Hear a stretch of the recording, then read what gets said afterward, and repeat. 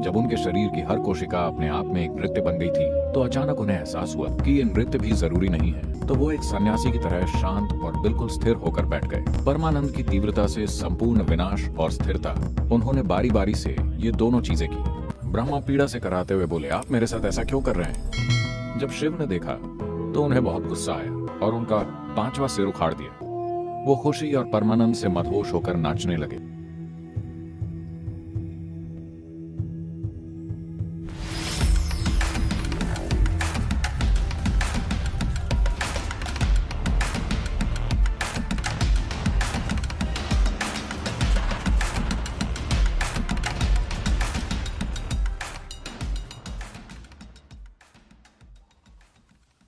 आदियोगी शिव को आमतौर पर हमेशा स्वयंभू कहा जाता है, क्योंकि उनका सृजन किसी विशेष पल में नहीं हुआ है, उनका सृजन किसी विशेष स्रोत से नहीं हुआ है, वो स्वयं प्रकट हुए हैं। इसीलिए शिव शब्द का अर्थ है वो जो नहीं है।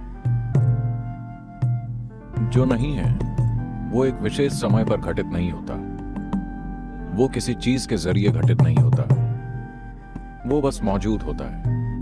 इसीलिए शिव थे।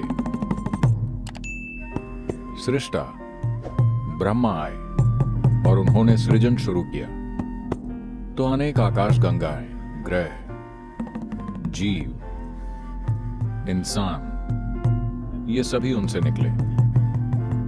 सृष्टि का चक्र शुरू हो गया और शिव जो स्थिर बैठे थे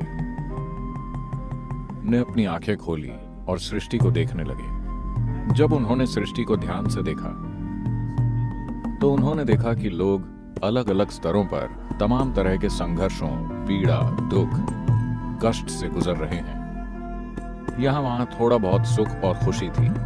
तो जब उन्होंने ये देखा, उन्हें सृष्टि अच्छी नहीं लगी। उन्होंने चारों ओर देखा। फिर उन्होंने देखा कि ब्रह्मा को अपनी सृष्टि पर बहुत गर्व है।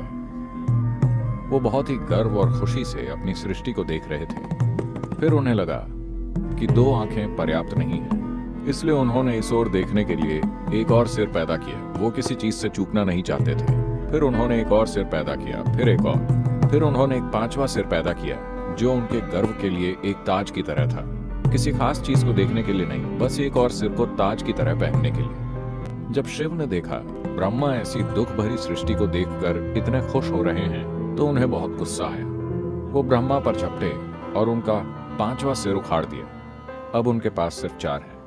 ब्रह्मा पीड़ा से कराते हुए बोले, आप मेरे साथ ऐसा क्यों कर रहे हैं? तो शिव ने कहा, क्या आप अपनी बनाई सृष्टि को लेकर शर्मिंदा नहीं? हर कोई दुखी है। लोग तमाम तरह के संघर्षों से गुजर रहे हैं। लोग कई तरह के दुख, पीड़ा और कष्ट भोग रहे हैं। ब्रह्मा बोले, मैंने पीड़ा को नहीं बनाया, नहीं मैंने खुशी बनाई, मैंने बस सृष्टि बनाई। ये उनके ऊपर है कि वो इससे कैसे गुजरते हैं, ये उनके मन में है।